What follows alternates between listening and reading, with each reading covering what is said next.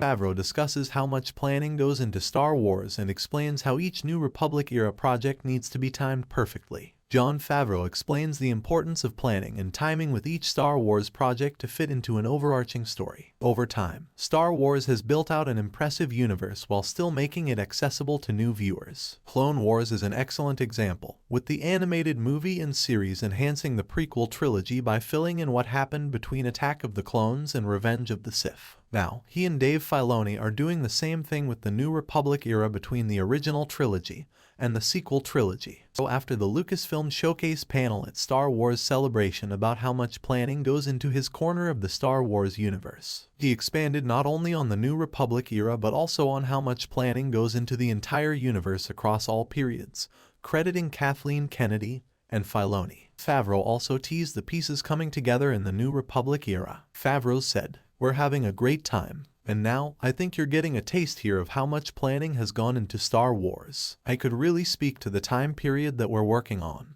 But if you look at what Kathy Kennedy has been doing, Dave Filoni has been very involved with all of it. You see The Acolyte and you see Andor, and you see other films that are going to be coming. All of these things have to be coordinated, because you want to make sure that there's a consistency across all of them. As far as within our time period, we have to time out how they go down. Not that you would need to watch each one, but you will have a better experience if you do. We're making sure that for the people who are watching all of them, it's additive, and it helps add greater insight to what's happening in the Star Wars galaxy." Jon Favreau's Star Wars projects prove the importance of pre-planning. The most recent episode of The Mandalorian proves Favreau's point, with the pieces that have been put in place since the beginning of the series falling into place. Moff Gideon finally made his return, revealing a shadow council of surviving high-ranking Imperials masquerading as separated warlords. The Shadow Council has also set up the return of Grand Admiral Thrawn and the expectation that he will lead them. This season, The Mandalorian has been putting the pieces in place to show how the New Republic fell to the First Order so quickly after defeating the Empire. This episode made it abundantly clear that a combination of sabotage, ignorance, bureaucracy, and short-sightedness will ultimately be their downfall. While the New Republic sits back, believing the threats have been neutralized, the Empire has survived and has begun to insidiously grow into what will eventually become the First Order. The Mandalorian is also laying the groundwork for Ahsoka with her introduction in Season 2,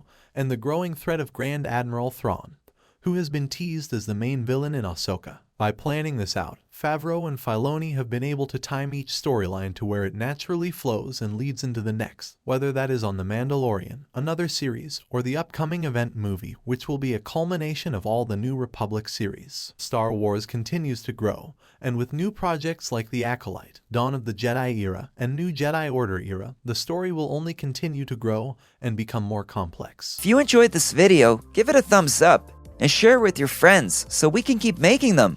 For more videos like this, hit the subscribe button and remember to click on the notification bell. Also, be sure to check out our other videos as well. Thanks for watching.